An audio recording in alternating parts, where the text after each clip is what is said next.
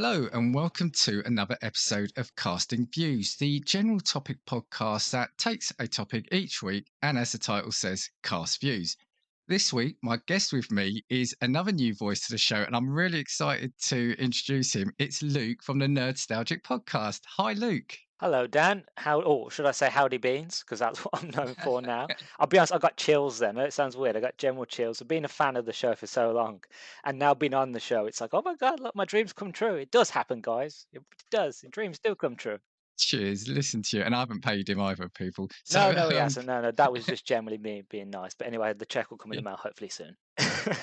yeah, the holiday post will have delayed it. Otherwise, this won't go out. No, It's all right. yeah, no. So you're another one. I think you along with Chat Tsunami. It took me ages. We were talking about it and thinking about it for ages, and then I think with you, I think I finally said a couple of weeks ago, didn't I? I said you're coming on the show. Are you free? Didn't I? And you said yeah, let's do it. Oh, like I said, I'm not generally trying to put smoke up your arse. I am generally a huge fan. It was one of those of like, I know you're very busy, so I had a feeling of like, I ain't going to push it. Because I remember we spoke about this last year when I first started, and I was like, and you were like, yeah, it won't be for a couple of weeks. And I was like, okay, I can wait a couple of weeks. But no, when you've sent me a message on Twitter and said, let's get to it, I was like, yeah, my schedule's free. Let's do it. I'm so excited. Like I said, I've been looking forward to getting you on the show as well. And we'll tease before we go into a quick little break. But the reason for getting you on is one, as the name of your podcast suggests, you talk about all things sort of nerddom and sort of gaming, and you do a lot of sort of sci-fi and like books from kind of like your past as well, aren't you? You're very much enjoying things from. I'm allowed to call them retro because for me, things like Xbox 360 aren't retro, but for some people, I can see they are. It's classed as retro now, which Yeah, makes me no, feel no, old considering I was a young being when that came out. But I'm like, yeah, it's retro now. I'm like, it's not, it's still modern. That hurt. yeah. So I thought I'd get you on to talk about what geek means to us, what nerd means to us, what the fandom means, and what we've seen in terms of have we seen anything change? Because for me, especially because I'm just a wee bit older than you, Just a little I've bit. probably seen some. Yeah, I've probably seen some change. Actually, too, you know what I should have done? Do you want to just give for anyone who possibly hasn't listened to your podcast? Do you want to just give a quick recap of who you are and what your show is about? So basically, I'm Luke. I'm the host of the Nerdstalgic podcast. As Dan said, I mostly talk about things that are nerdy, like nostalgia based. So anything with books, video games, movies, um, books on video games, that sort of thing. Doctor Who, Mass Effect, which I haven't got around to that yet, but I need to badly. Anything and everything really nerdism. As Dan said, I am an unapologetic nerd and I love all that kind of stuff. And I get really geeky, and the podcast just allows me to express that in a format with other people. Otherwise, it is just me talking to myself, So I love it. It's fantastic. Towards the end, before we finish, we'll give you a chance to shout out kind of any socials, etc. But again, I love your podcast, and everything you've said is the whole reason why you're on. So before we get stuck into it, let's just hear from some friends of the show. This is Justin over at the Movie Wire, who's actually a recent guest. So yeah, let's hear from Justin now. He's on the run from the law, falsely accused of murdering his. Wait. Oh, got my scripts mixed up here. Here we go. This makes more sense. The Movie Wire Podcast with host Justin Henson. Hear Justin's movie verdict wherever you listen to podcasts. Tune in to The Movie Wire today. And we're back. So we were talking just before we recorded, and I think what made me find you, or why I first kind of noticed your podcast, was gaming. Don't you? A lot about the Xbox 360 in particular, which for me is a great generation of gaming. But I remember there was a lot of stories as well about your uncle sort of getting you into gaming. So it was the gaming side of your show that kind of first put you on my radar. So, as a huge gamer myself, I kind of just wanted to see your views, what got you into gaming, what you love about gaming, and especially why it seems, well, I may have got this wrong, but why the 360, Xbox 360 generation has that kind of attraction for you. Well, like I said, I'm only. I forgot how old I am there for a second. I'm 25, so I'm still relatively young. But yeah, my uncle got me into gaming at a very young age. I remember going round to his, and he was playing Halo 2, the multiplayer, and I was just blown away because before that, I think it was about 2004, Halo 2 came out, about 2002, around about that time. Before that, like the games I was playing were like Spyro, Mario, which again are all classics, but Halo changed the game. and it still is, even though Infinite is not that great. It still relatively changed the game for everybody. My dad, he's a huge nerd. He's a huge geek freak. He has to have the latest technology, has the latest consoles. So I was quite fortunate to grow up with able to have these things. My sister had a Dreamcast, I had a GameCube, and then as time went on, she got a PlayStation 2, I got a PS2. And I feel like as time went on, I stuck more with the Dreamcast because I thought the games on that was quite sort of out there. But again, it wasn't till the Xbox 360, which is by the time I got to have one, which ran 2006, um, I was of the ripe age to actually embrace and enjoy it. The HD game in the next gen are like 720p, which meant nothing to me at the time. But knowing that I could play a game and it looks as good as Gears of War, looks as good as Halo 3, and all the other sort of like, I remember playing Lara Croft. I think it was a Legend of Lara Croft, and I was like, oh my god, like she's never looked so beautiful, which I know is a weird thing to say, but Lara Croft is just wow. So for me, the 360 holds a place in my heart because it is the console where I spent most of my days, most of my hours, most of my best friends, mostly American, um, all came from the Xbox playing Halo 3, Halo Reach, like Forge maps. We had our own clans, playing multiplayer till late hours in the morning, not doing homework because I was playing till 2 o'clock in the morning, waking up Yeah, yeah, like dead. But yeah, I think that's why it means so much to me, was because I thought I'd played everything on the 360, and I'm now, again, 24, 25, realizing there's actually a lot of games for the 360 that I'd never touched. And so I thought, well, I'll bring it down from the loft, dust it off, set it up, and I'll just look into games that I miss growing up. And that's sort of my series that I run on my show, which is my licensed video game sort of series that I run, where I'm looking yeah. at like movies and TV show license-based games, which are weirdly odd and fantastic and rushed. And I think they have their own little hidden gems in there. But yeah, with the 360, it was just my time to shine. It just allowed me to really understand what it meant to be a gamer. And I'll be honest, from there, it's made me a bit of an Xbox fan because I only really play Xbox now. But, I have my love and appreciation for my days of the PlayStation 2 and that sort of thing. But yeah, Xbox has always been, I don't know, it's like a safe space for me. I just love it. Was the PlayStation 2, did you say, was that your first console? Oh no, my first console was the GameCube. Okay, uh, okay. that blew me away. Like how small the discs were, and then Yeah. my dad came home one day and he had an extension for it, which is because I had a Game Boy as well, and it was an extension you put on the bottom of the GameCube, which meant that you could plug your GameCube into your TV and play Game Boy games through the like, which blew me away. I was like, oh my god, like that's technology. Nowadays, like you can do that on your Switch. Yeah, the 80s and 90s were just the boom for these peripherals. Because have you Yeah. ever seen some of the stuff that was available for the Game Boy? Yes, I never had any of them, but I've seen them. The magnifying glass and the backlight and all this crazy stuff. Like it makes There's one sense. like, yeah, there's one like it's called like the Mega Boy or something, which is a massive case which gives it a joystick, I think, over the pad and a huge screen and the light and everything and speakers, I think, to Oh make it God, yeah. stereo. They had It's, like it's brilliant. wasn't there a camera at one stage for it where there's a Yeah, game and a yeah. camera, and it I was all think you could print pixelated. things off it. Yeah, you could Yeah, you print get a little photos. printer. 'Cause, like even that, even the PlayStation, I think PlayStation 1, PlayStation 2, like the provision, like the things that accessories for that were just insane. But what I was going to say, sorry, was there was a couple of things I wanted to pick up on what you said at the start. And I'll start with, actually, do you know what? I'll start with the more interesting one. The thing I really picked up on was the really cool thing is that you said your dad is also of a similar mind or is kind of like your term, he was a geek and a nerd as well. Yeah. I think that's really cool because I think I grew up sort of in the 80s. So I'm probably, I'm not going to say, well, I'm going to say I'm probably around the age of your dad, right? So I grew up in the 80s and 90s. So it was of that generation where technology was becoming more of a thing for my generation. So Yeah. yeah, I didn't have that in like the older relatives, if you know what I mean. So I think it's really cool that it's something that you've got or something that you could share with him. Yeah, I find myself really, really lucky because, again, he was such a nerd when it came with technology that he has to have the brand new TVs. He had to have the top of the range console. So I was fortunate enough and lucky enough to be able to play a lot of these consoles either day one or like sometime after. Um, And to share that with him was nice as well. Like, I'll be honest, my dad, even though he likes gaming, he can't game for God knows what.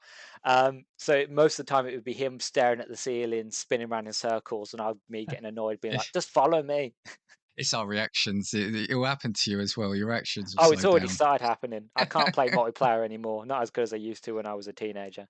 Isn't that the funniest thing though, isn't it? Because it's like you were saying, I remember when in the heyday of of the 360, meeting some people through a football forum weirdly and playing FIFA and Call of Duty. And back in the day, I actually think I was quite a good player, but as the years went on, I don't even want to venture now into a multiplayer lobby anymore. No, I used to be really good at. I think my top games at the time were Gears of War 2 and 3. I was a beast with the Nasher with the shotgun, and it was Halo 3 and Halo Reach. Those three games, which are relatively all the same because the same series, um, but they were my games back in the day. I never was a really big Call of Duty fan anyway, so I feel like I could play them now and play them for fun, but competitively or even at a decent level where I'm at the top of the scoreboard, probably not.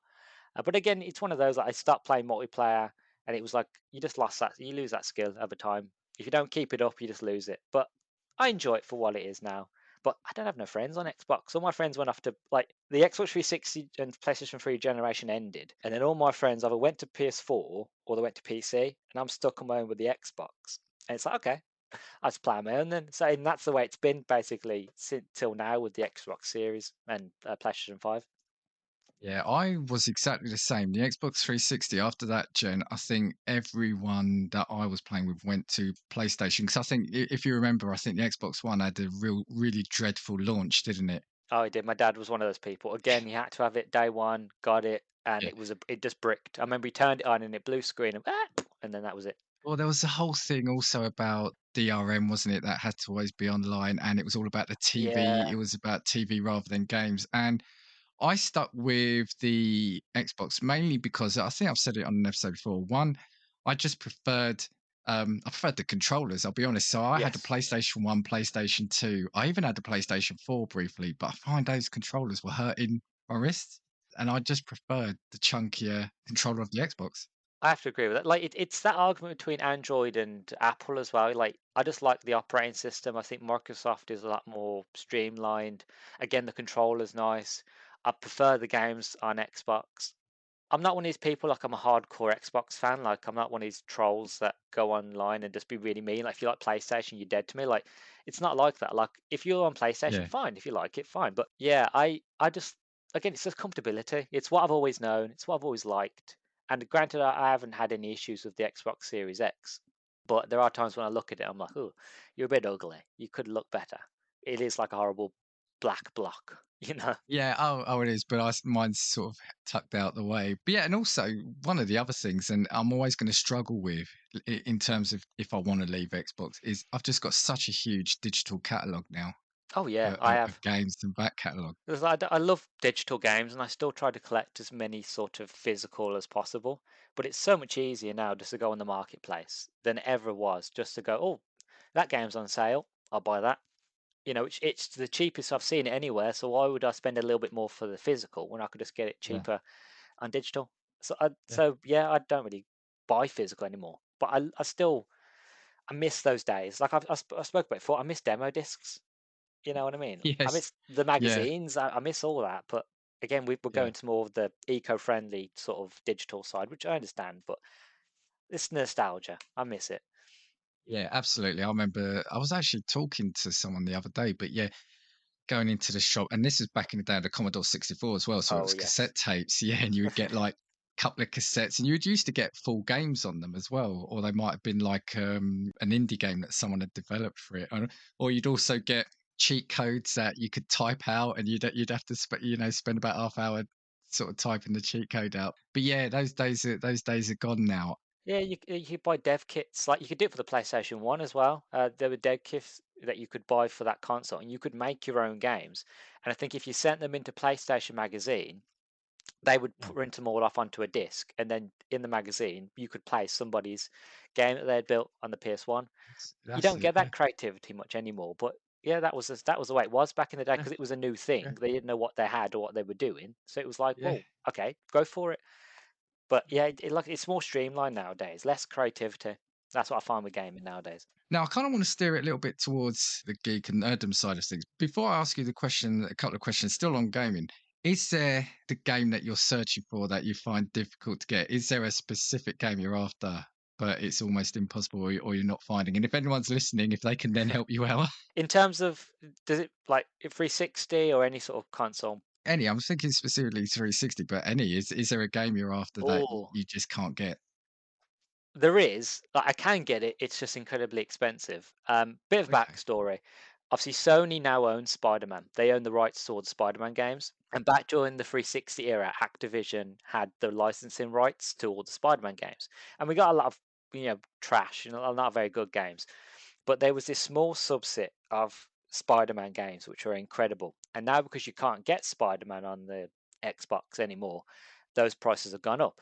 So if I remember correctly, it's Spider-Man Shattered Dimensions and Spider-Man Edge of Time. Okay. Those two, they're not hard to find. They're just incredibly expensive. Also, I love license-based games. I was also looking for the Captain America Super Soldier game because Capcom joined the start of the original Marvel sort of movies. Capcom had a deal to make all the games. So you've got like Iron Man 1, Iron Man 2, Incredible Hulk, which I had, Thor, which I never played. That had a 3D extension, very odd. And then you had the Captain America one. So those sort of games are hard to find, or just really, really expensive. Oddly enough, the ones that are the most hard to find are the Disney Pixar games. So it took me forever to find Ratatouille, and to find it at a decent price. Cloudy with a Chance of Meatballs was another one. And I know I'm saying a lot of weird sort of not. You wouldn't probably wouldn't expect me to go, oh, it's this real sort of random sort of. But no, a lot of the Yeah. games I'm looking for are license-based games, are very sort of niche. And I think because they're niche, they're harder to find because either not a lot of people bought them or they have them and they go, oh, this must be expensive because I can't find it anywhere. So yeah, that's the hardest part about collecting. But it's fun. I enjoy going through Facebook Marketplace. I enjoy going to car boots, going to charity shops, and just rummaging. Like if you ever look at me at a car boot, I'm literally like I'm in everybody's desks of like I've got to go through all these boxes of games, and usually it's Just always in FIFA. case. Yeah, it's usually always FIFA, but there's a chance there could be like a Spec Ops line or something like that buried in there that I've like, oh my god, I found treasure, and they don't know what they don't know it's worth 10, 20 quid. I'm like 50p, no problem, thank you. Rubbing your hands with glee on the way home. Yeah. Yeah, like you have to act a bit, be like, oh, how much do you want? 20p? Oh, okay, I'll give you 20p. And you walk in, oh my god, like that game's like 12 quid online. So it's that English side of me, that like Brummy side of me of like, I gotta get a bargain. Everyone loves a bargain. Oh, definitely. Okay, so last thing kind of on gaming. When you were younger then, and I mean, it's not like you're old now, but when you were younger, what was gaming perceived like? Because when I was a kid, gaming computers were like, oh, those things that it was almost like geek and nerd were almost like an insult rather than what it is now. So like gaming was seen as exactly the nerd who was in the bedroom playing on their computer because they had no friends or they were had no social life, and it was they were just shut away playing on a computer. Whereas obviously now it's completely different, isn't it? I mean, I would say so many people are now into gaming. The consoles are part of your entertainment ecosystem at home, right? And I think gaming is obviously, and for many years, has been such a far more accepted medium. What's your experience been of that, of being like so into gaming from so early on? Was it accepted right from the off in, like, say, your school or your group of friends? So I think that's a fantastic question, and I think you've hit the nail on the head mostly, because it was, and it was one of those things of like if you're a gamer, you're a nerd. You've got no friends. You don't have a girlfriend or you don't have a partner or anything like that. It was just like you stay in your room, you don't cut your hair, and you smell. Yeah, You know what I mean? Like it was yeah, very much the yeah. fact of you're a troll and you don't come out unless there's for food. And that was the thing. Like whenever you called yourself a nerd, it wasn't cool. Nobody liked you. And it amazed me as the more I grew up and went into like senior school mostly, where I was like, actually, being a nerd is a cool thing within small sort of our own circles of my friends. At school, I'll be honest with you, my little group of friends were known as the freaks and the geeks, and I'm happy with that. You know what I mean? Like I don't see it as a bad thing. We loved it. We were weird, but we were wonderful at the same time. So it was weird to meet people that also liked the same things as you, but also it was a relief to know that there was other people out there. But I find as time's gone on and as the sort of pendulum has changed, people who weren't, I think people were already nerdy, but they always tried to be a lot more cooler than they were, because gaming in the late 2000s, I don't know why, but it was always tried to be marketed towards lads. It was a very laddish sort of Yeah, thing, I think that's very fair. sort of girls and drinking and that sort of thing, and FIFA, and it was always really laddish in the early 2000s. And I feel like that put a lot of the nerd sort of side off. Was like, oh, I'm it's not really interested in, I want to just play my games. I'm not really interested in that side of thing. So I feel like for a lot of the nerd sort of community, they didn't want to admit to being I'm a nerd, because that's how people are going to look at me, like, oh, I'm a very laddish sort of, women and that sort of thing. Again, pendulum moved, times change, and I feel like people who were naturally already nerdy, because now it was being more accepted, like with people like Edgar Wright making like the Scott Pilgrim versus the World movie, made it more mainstream. Then you had more video game movies that were coming out, and video games became more. They were making more money than most things in the world, and you saw them marketing everywhere. That it went from very laddish to the news going, oh, GTA is bad, and they had to. I don't know if you remember when it was like the early 2000s when they were talking about GTA, and that's when they changed the rules in the UK that you had to be over 18 to buy a game, whereas before that you could be any age and buy an 18, and there was nobody really cared. So like again, the winds changed, times changed. I think it became more of a thing where it was like more accepted. People can be a gamer, and you can. And we found girls have always been gamers. There's always been gamer girls, but you'd only ever find a gamer girl, on like forum or like online. You'd never meet one in person. And again, it allowed women as well to come out and be like, yeah, I'm a gamer too, and to be accepted. It went from being a laddish thing to a boy thing to being an everybody thing. Yeah. And I'm glad it's changed. I'm glad it's changed to now be more inclusive.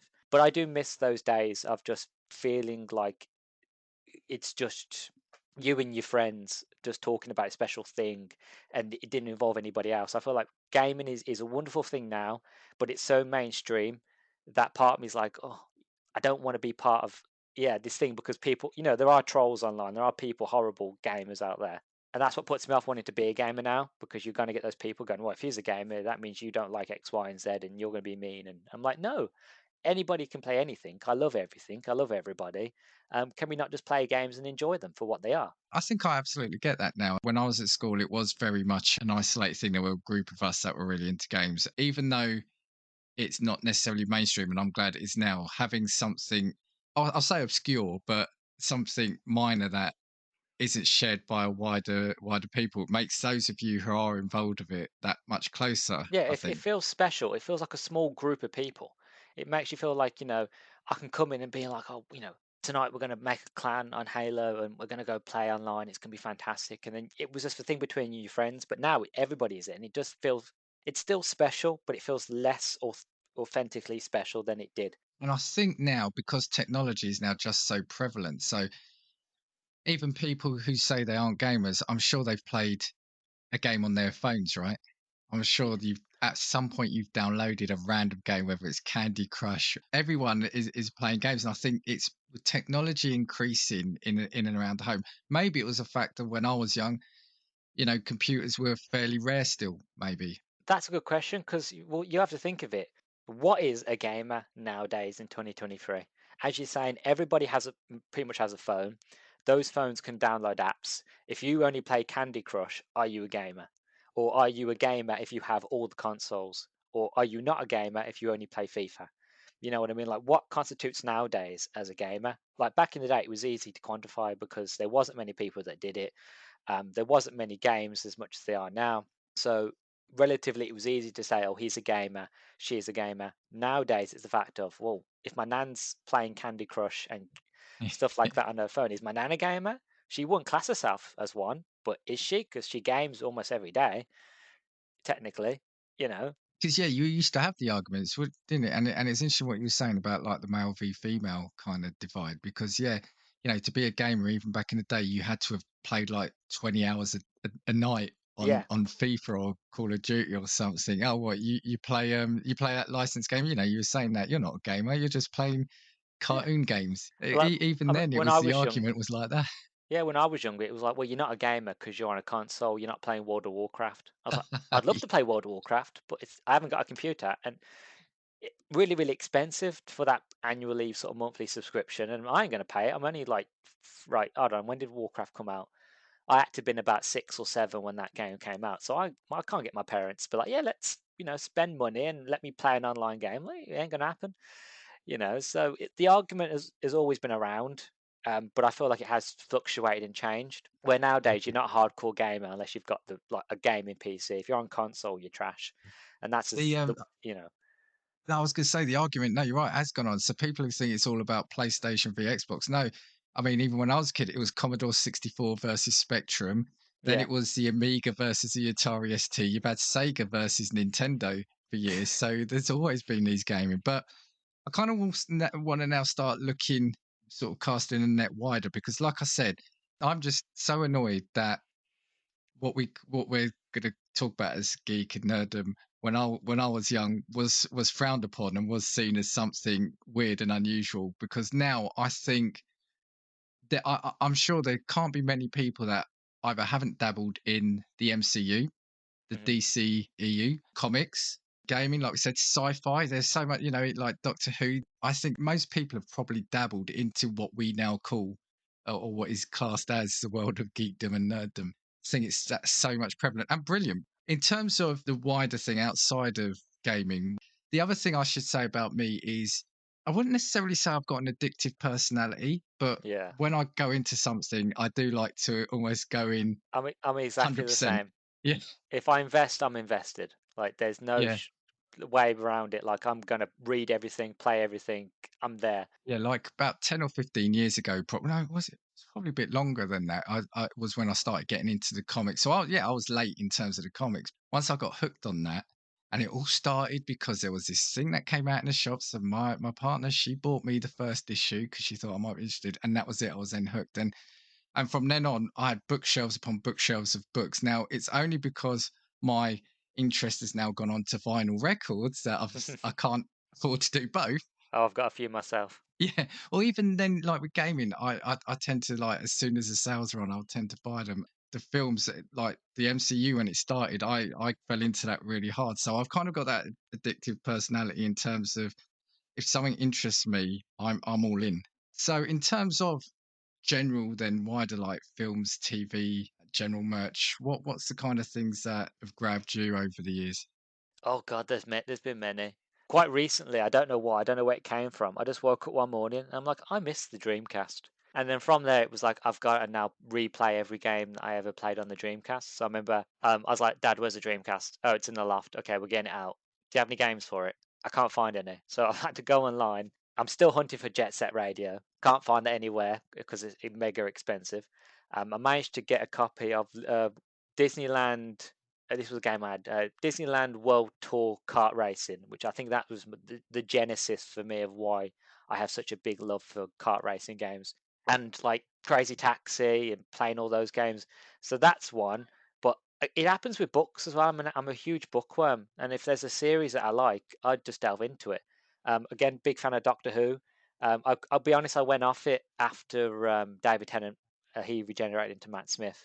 And then a couple of years later, I was like, you know what, I'll get back into it. And then I just dive bomb straight in. And then I had to get all the books and had to get all the figures again. I am very addictive when it comes to certain things.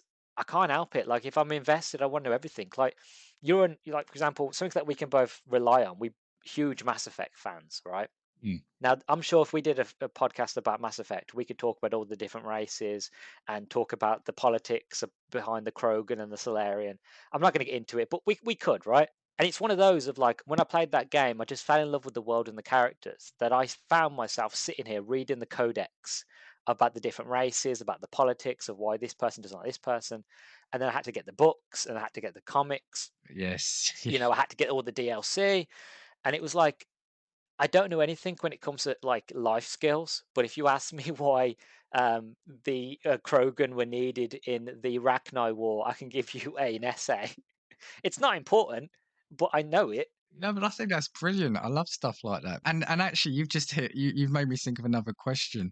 do you think a lot of times for a lot of these franchises and things that it can be intimidating for people to come in new? Because, for example, like Doctor Who, where do you almost start with Doctor Who? Do you start with the old? Have you watched like the original series as well?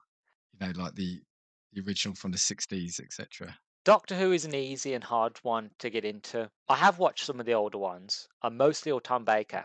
Tom Baker is my favourite of the old Doctors, just because he's a giant child and like he talks to me and like we're very sort of akin in the way of our Yeah, personalities. For Doctor Who, for anybody wanting to get into that, I would say to start from the 2005 revival with Christopher Eccleston and yeah, work your way up, definitely. because the way I think I did a whole sort of podcast episode in my last season just talking about the Ninth Doctor, because how good he is of just transferring into that world without needing to know anything about the Time War. No, you don't need to know anything about the Gallifrey and the Daleks. Like it's all slowly sort of introduced to you, and as the series goes on with David Tennant, Matt Smith, you kind of learn more about it.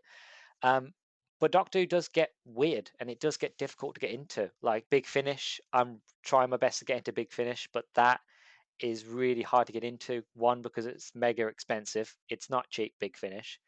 And two, it's very obscure. And again, there's so like that's been going since I want to say 1998, 1999. So there's tons and tons of audio adventures for all the different Doctors. So that's hard to get into. And again, you've got the older stuff as well, which is really hard to find. You have to get like a BritBox Yeah, subscription to watch any of the old ones. So it is hard. So I tell anybody who wants to get into Doctor Who, just watch the most recent stuff. It's all explained there. And if you're interested and you want to get invested, there are books and comics out there and stuff like that. But if you're not, if you just like it for like, oh, funny man in a box bigger than the inside, like if you just want yeah, that, just watch yeah, the newer stuff. But yeah, I do find there are certain things that are intimidating. But again, when you've got that addictive nature, it's almost a challenge. It's like, yeah, okay, I'll see how far I can go down this rabbit hole until I obviously financially can't go any further, or it gets boring. And I've done it with many things. Like I'm doing it now with Xbox. Like I'm collecting license-based games, one for the podcast for review, but also just out of curiosity because I miss a lot of those games. So I've now got to go back and collect them all and play them and talk about if they're good or bad. So do I'm you know what sorry, I was just going to say the thing you've just said there though about Doctor Who. Start with the new ones. I agree because I was never a huge Doctor Who fan of the original series, and it was only a number of years ago I actually started with the Christopher Eccleston, then yeah, Tennant, Matt Smith. I think I stopped when it got to is it Peter Capaldi? Oh, you missed out. He Yeah. was Well, I fantastic. think it's just because I binged too so much of it that I kind of went off the show in general, Yeah. and I kind of want to get back into it. But the point I'm coming back around to, because we'll digress all the time, I think.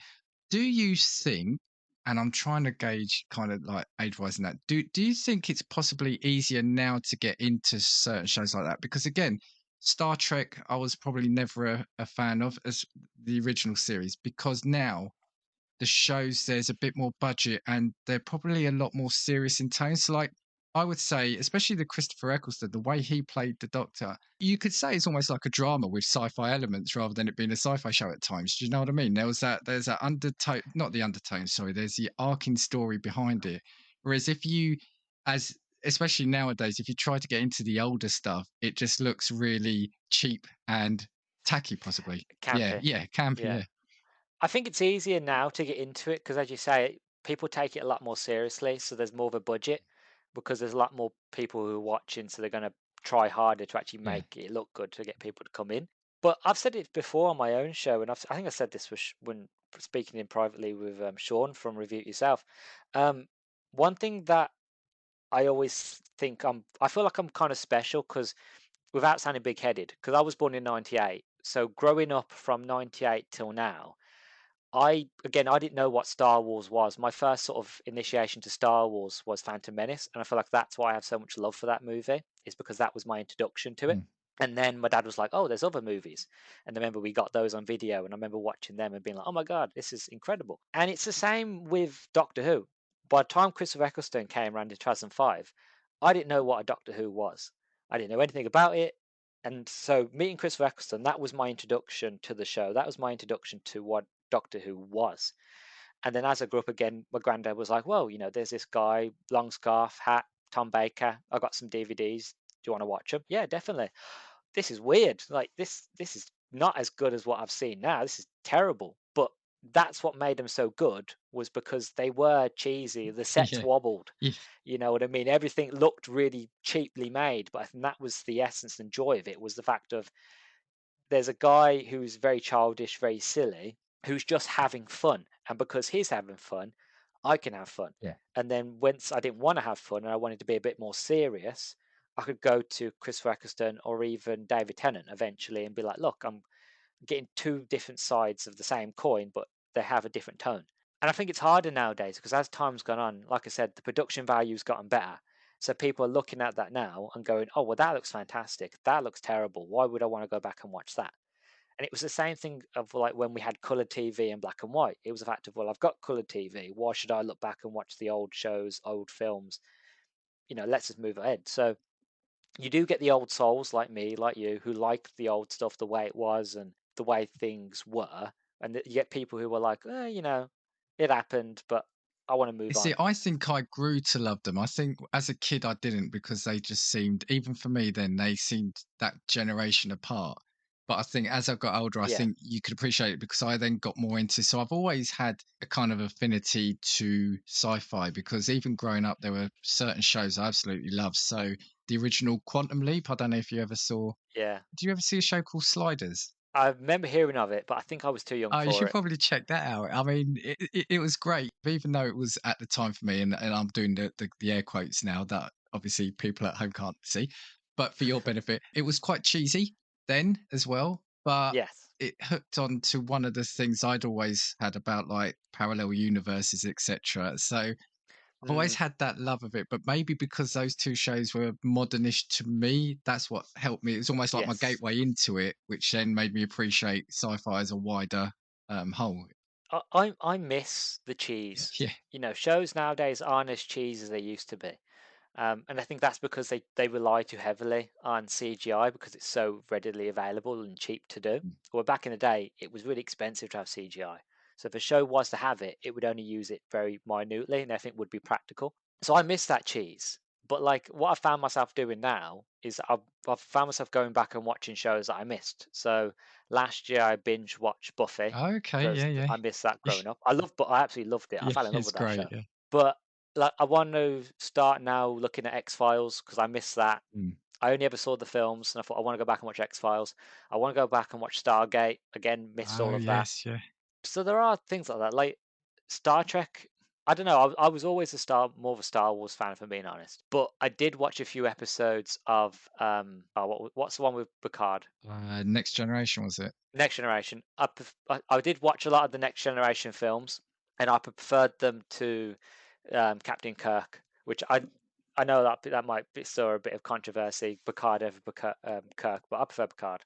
Back to Sega Yes, versus Nintendo and PlayStation versus Xbox. There, yeah, Picard versus Kirk. Yeah. I don't know. I just prefer. I don't. No, no, but you do, I you think do. There's always, you're going to have an affinity to, often to one person or one actor more than another. I think it's natural. what's the thing? Because I never liked the show, Yeah, yeah, but I loved the yeah, yeah, films, yeah, yeah. and so I only ever used to watch the films. It's the same with the most recent sort of Star Trek movies. I love the films, but I only ever watched Star Trek Discovery on Netflix. Um, and that was the only real proper Star Trek show that I watched both seasons of. And then when it went to Paramount Plus, I was like, oh, can't be asked. But yeah, even Star Trek now, though, there are so many different shows, aren't there? And that's the thing. So it Oh feels like, as yes, someone who maybe wants to get into it now, how do they do that? Because original shows, Next Generation, what's the one recently? I can't even remember. But there are so many. you got That's Picard, it. Yeah. which I've heard bad things What's the about. one with Scott Bakula in it? Oh, Discovery? Was it Star Trek oh Discovery? no, well he was in Discovery, but he now plays Captain Pike, doesn't So he? yeah, so it's.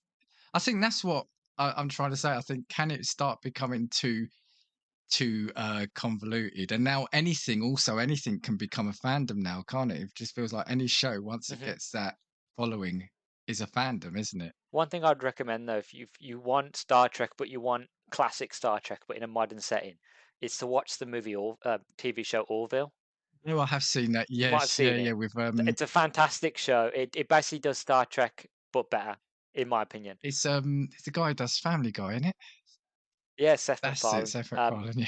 It's on its third or fourth season now, but it's fantastic. It's got the CGI visual effects, which are like looks like movie quality, but by also having the practical Mm. stuff. So it feels like classic Star Trek, but also the stories that they tell are very sort of hard hitting.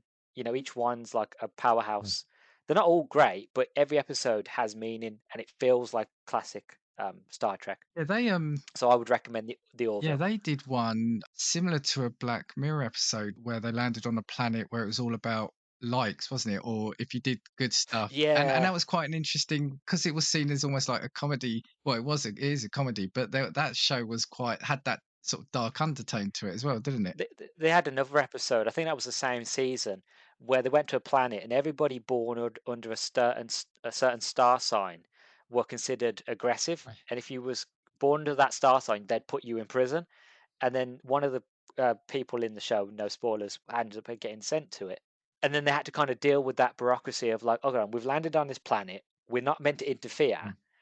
but we have to be like, it is nonsense judging people under a star sign, you Yeah. know. Yeah. And it's that sort of story where it's on the nose, but it's not in your face. It's like I'm trying to teach you a lesson. I'm trying to tell you something without being annoying about it. Whereas most shows nowadays, I feel like they try to push the envelope a bit too much, where it gets a bit like, oh, you know, Yeah. I know what you're trying to say, but you're ruining what we're trying to show here. And I think you can easily dismiss the Orville because of Seth MacFarlane as being a silly Yeah, comedy which I potentially. think Yeah. a lot of people Yeah. have. People go, "Oh, that's the South Park. I mean, that's the Family Guy Yeah. guy." Okay. Kind of keeping an eye on the time. What about then the sort of like the wider celebration of fandoms and that? So have you been to or did you used to go to Comic Cons? I have been to a Comic Con once, which I know is a horrible thing to say considering I'm meant to be the nerdy guy. I've only been once. I've been to Comic Con once. That was in 2019. I had planned to go in 2020, but lockdown and all that. Was that the MCM one? Yeah, yeah, up in Birmingham at the NEC.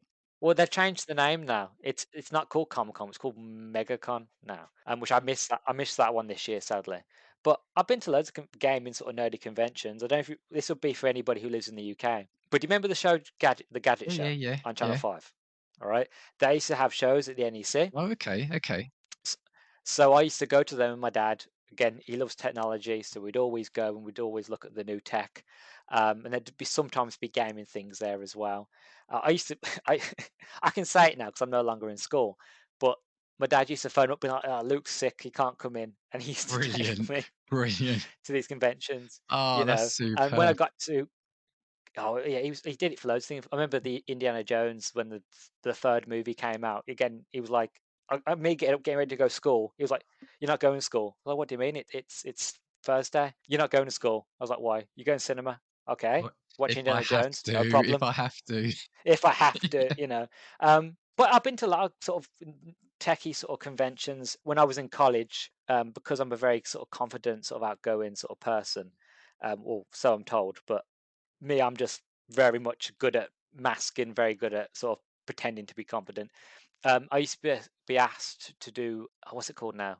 Expo, sort of presenting that sort of Okay, yeah, thing. yeah. So like, because I did game design in college and I did it in university, they would pay for us to go for the 4 days to like go to EGX, which is a big sort of gaming convention that's held in Birmingham as well as London, which is kind of like E3 but smaller. Um, Even though rest in peace E3. Uh, yeah, they used to pay for us to basically exhibition. So I'd go there and I would promote the college and the course and that sort of Mm. thing. But also during my break, I'd be allowed to go out and play the games. But Okay. one of the upsides of that was the fact that because we had to get in and set up before the sort of public came in. We'd get an hour to 2 hours of being able to go around the sort of games and the booths, talk to the developers, play the games early, not have to wait in queues. So I ended up, we'd be there for all 4 days, and I could basically play majority of the games by the second to third day. Okay.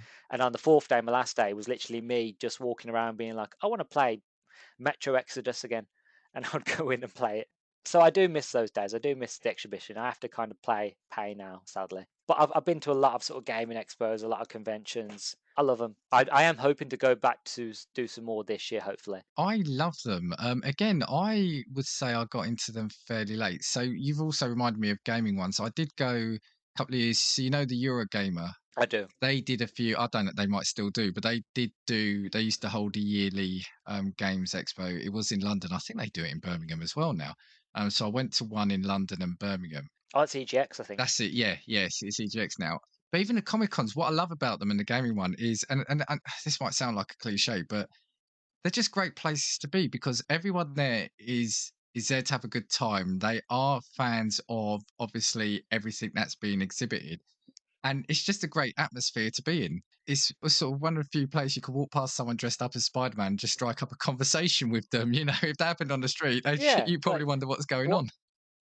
what I love about it is, and I enjoy Comic Cons and conventions so much, especially going to Comic Con, was you just feel welcome. There's no judgment. There's no feel if you don't belong. Even if you're not cosplaying, even if you're just going in like a normal sort of nerdy t-shirt, you feel like you belong. Mm, mm, Everybody is so nice. You can walk up to people and go, "Can I get a photo?" Yeah, no problem. yes, And you can get yeah. a photo, and they'll be really nice to you, and you might even get a conversation with them.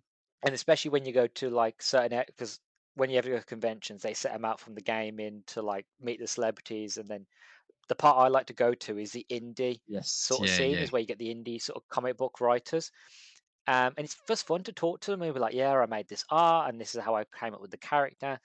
And it's just, you don't get things like that anywhere else. Like it takes all things that are nerdism and good, and just puts them in a It's room, amplified, and isn't it's it? so Yeah, lovely. yeah. Yeah, there's no problems. That I've never, like, all times I've been to conventions, I've never had any arguments. I've never felt uncomfortable. I've never felt anything negative. I've just felt happy all day, and I'm like, I want to come back. Sadly, last time I went, I wasn't in cosplay, but I do have a full Jedi outfit, proper, with lightsaber and everything. So next time I go to a Comic Con, I'm dressing up as Do you know what? Qui-Gon I Jinn. haven't. I'm not a cosplayer, and I don't think I ever will be. Oh, you gotta give it a go. But I absolutely think they're great. I mean, sometimes the ingenuity of some of the costumes and Oh, the yeah, the dedication is dedication. I mean, unbelievable. even my wife, who she's not necessarily, well, she's definitely not a gamer, and she'll watch all the Marvel films as that, but she wouldn't say she's she's a part of the Comic Con world. She would come with me to these Comic Cons, and she would love it because again, it's the atmosphere. It's just out of fun, and there are some people. Some of these cosplayers are just superb in how much kind of the outfits they make for themselves. And even her, Yeah, she loved going to these events because there is just something always different to see. and you always find they want to talk about it. It's like, I this one piece took me forever to make, and I had to go online and I had to find a print of it Mm, and had to sew yeah. it, or had to get a friend of mine who does. It blows my mind, the dedication to it. And I wish I had that much free time. But again, it's that thing, that addictive side of it. Once you get into it, you are a sort of invested, and that's a wonderful, beautiful Well, thing. the reason I'm laughing is because yeah, the addictive side of things as well, and this probably why it's probably a good thing I'm not a cosplayer because I'd probably spend far too much money because I haven't been to a Comic Con since COVID. Not because I don't want to go Mm, back, just it's that gap has almost stopped me looking at it for a bit, if you know what I mean. Then other interests have come up, but I yeah. was sitting there trying to work out how many I've been to and when. And between 2016 and 2019, I actually went to seven. I worked out. So, That's not bad. no, but yeah, but it's quite a lot. I thought it was over a wider period. So with friends and family, so they're all between I think three really. So there was one. It was short lived over here because I think the company, let's just say, I think they might have dissolved. But there was a heroes and villains one where they Yes. seemed to be more like was it the CW shows? You had a lot of people from Arrow and the Flash Oh and yeah. things like that there. Then I went to a few of the MCM Comic Con, which you said might now be called MegaCon, but that was at the Excel Centre in London. And then Hmm. there's a London Film and Comic Con. That was at, Yes. I think, Olympia. So there you had a lot more of like the film, like a lot more of the, as it says really, but a lot more of the film and TV stars. And they're all different.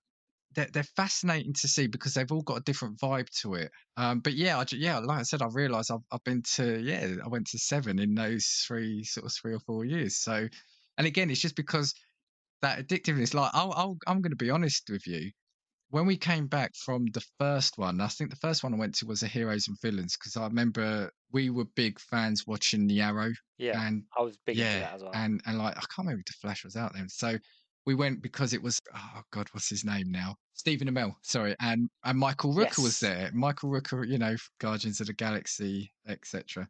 And the high we were on when we came back that night, and then the low that we had the next day because we just had so much fun being in and around that Yeah. atmosphere. It was just like it was such a roller coaster. We were on a downer the next day because you were bumping into these, yeah, and you were literally bumping into these celebrities.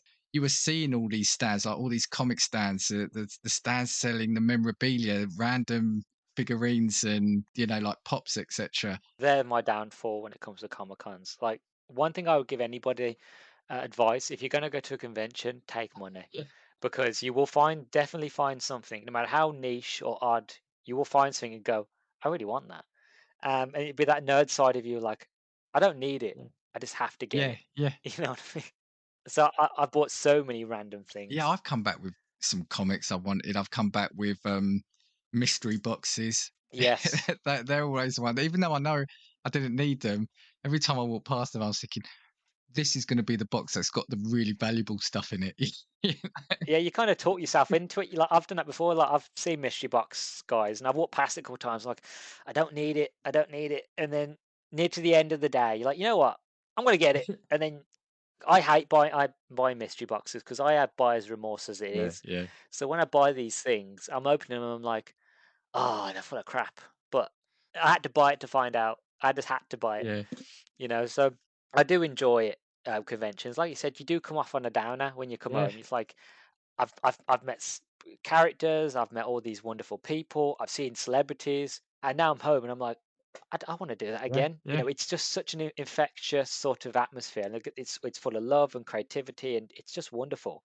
And especially if you dress up as well, and you get people coming up to you and asking you for photos, strangers, but they're very lovely about it. And it I don't know, it's what I love about Yeah. nerdism is the fact of everybody, no matter what you enjoy, no matter what side of the fence you're on, when we come together at conventions, we're all just want to Yeah, share in that yeah. love of being a nerd, and I think that is the wonderful part about it.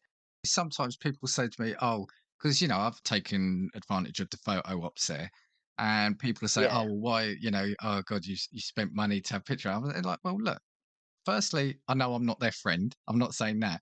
But yeah, secondly, I often it's not as simple as this, but I often put people into two brackets. You're either an experienced person or you like things. And you could be a combination of yes, both. And I think for me, I've realized over the last sort of 5, 10 years, experiences mean a hell of a lot more to me now. oh, most Yeah, definitely. and having that photo up with that person or being around, and even in the queue when you're waiting for the photo, the conversations that you have with the people around you, and you just see that excitement, that buzz going on as you're getting Oh into it, and then yeah. you see people coming out the other side of the photo sort of area, and how excited they are, and they're just running to the printer to get their photo. It's just such a good vibe. It is wonderful. I've had that same experience where I've been waiting in line for a game, and the line could be like an hour long, and I've stood there and I've ended up talking to people next to me, and we're just talking about, it'll go from the game itself to other things, and next thing you know, you've added them on Facebook and you're talking to them regularly, and then you're playing with them on Xbox. And you don't go there to meet people, you go there for the experience. But because everybody is there for the same reason, there's not a single person who doesn't want to just Yeah, talk and gush over what yeah, they love. yeah. And that's a wonderful thing. I did have a look, right? So the first English comic, or the first Comic Con in England, apparently was in 1968, which I find quite Oh amazing. Yeah, God, I'm surprised. I was expecting 90s, not no, the 60s. British Comic Art Convention. Apparently, I mean, it's probably not a convention as we imagine it now, but No, apparently that was it then. And just a couple of things on. So obviously, San Diego is the one you want to go to, right? love to if I could Yeah, afford it. pre-COVID, that was attracting 135,000 people, contributing over $165 million to the local economy. And every state hosts at least one Comic Con every year. So this just shows that this isn't going to go away, and how much Oh no, the cynic can look at it and say, yeah, these are money making. Of course, nobody does anything for free, right? But I think it's just to show one, how long. So if you look at sort of that in some form or another. These have been going on for 60 years. And the amount of people that are going into these, it's just shows no sign of waning, does it? I mean, I think COVID has reduced it. That might take a couple of years to build. I think it was 95,000 people in 2021, which is natural. To go right back to the start of what I was saying, how before geek and nerddom and superheroes and that was almost like an insult. Now it's contributing almost $170 million to San Diego alone. Well, that's the thing. Like, it's the same with gaming. Gaming used to be just a thing that you just did on your own. It wasn't a big thing. And now gaming's like $1 billion industry. Everybody's taking notice. There are like adverts in video games now, and which I don't like, but that's an all different topic. As well as, with nerdism and Comic Cons, they bring a lot of money to towns and cities, so people want to have them because they bring people in. So it is a lot more mainstream now. But again, it goes back to what we were saying, is the fact of I'm glad it's now accepted, but at the same stage is that I miss those small little groups of us where we Yeah, could just enjoy this special thing with yeah, ourselves and it just be yeah. special. Because as you were mentioning about the Comic Con, again, I haven't been since COVID, and I'm very sort of, because whenever I used to go to a convention, I always used to get the convention funk, which is where you don't, get a bit funky, get a blocked nose, might be a bit of the Yes, yeah, flu. yeah, And ever yeah, since COVID, I've been very much the fact of I might leave it a year or two, yeah. so I might go again. Either depending how see how things are, I'll either go to the one in November, the end of this year, or I might go to next year in March. But I do miss it. I miss it greatly. But I think again, COVID knocked a lot of people, and those that go to Comic Cons now are probably the mostly the hardcore, or they just don't care. Calling it now. How about then next year you and I go, we do a pod there, or we Oh, do a that'd be pod on it. fantastic. How about we do it? Call it now. Oh, definitely. I'm a traveling to you. Or are you coming down to Birmingham? Look, maybe we do one of each. Yeah, that'd be a great one. I'll get on the train. You can drive down. But sorry, before we go though, what I would say though is I agree with you what you're saying about sometimes like the smaller thing. But what I found is there are more and more things now appearing, and predominantly I'm going to say it's in London. I don't know around the rest Yes. of the country, but like a couple of years ago, I went to something called the Art of the Brick, which was it was just like almost like a pop up thing in London, but it was DC characters, DC World made out of Lego. Oh And I wow. might actually after this, I might send you some pictures, and I might put I when love this Lego. episode goes out, I might put some pictures. But that was great. Recently, I went to a Stranger Things immersive experience and a War of the Worlds immersive experience. So I remember the War of the Worlds one that you told me yeah, about. so there are these things that are starting to come out, which I think are slightly unusual, and I think in years they can only get even better. Well, there was one in London as well. It was a Doctor Who one, which I didn't Okay. manage to go to. But the storyline that they told in that was actually canon for Oh, the show. really? Wow. So a friend of mine went, and I was like, "Tell me everything," because again, it was that addictive side of it. I need to know what happened to the story. How does it connect to everything? But they only ever do them in London. They never do them anywhere else. And I'm like, I can't be bothered to travel that far. Like, I'm a nerd, but I'm not that. It's yeah, that's going to be the thing. A lot of things like that, the unique things are often going to be London centric, which I Mhm. get, is great for me because I'm only like 20-minute train ride away. But yeah, we'll sort some things out for next year. I'm Oh, kind of definitely. so I don't want to sort of end this here, but I'm just aware of the time. I think you're gonna have to come on again at some point, whether we talk, Oh, I'd love whether we to. continue It's this. been an absolute Oh no, pleasure. cheers. Whether we continue this or we do something else. But yeah, I know we've just scratched the surface, and there's probably people sort of shouting at us saying, "Oh, you haven't mentioned this or that." Let us know what we haven't mentioned. So when this episode's out, yeah, when you've listened to this, drop Luke and myself a note. Say what you thought about it. Well, I've got tons to talk about. I've got tons of nerdy hobbies. I didn't even get into my love of pinball machines. Oh I my don't know why I word! love them, but I'm Now just you don't fascinated just with drop pinball that in machines. at the end of the episode. All right, there'll be a I didn't part even get two. to talk about my vinyl Oh my collection word, either, no. And that's all I want to talk about.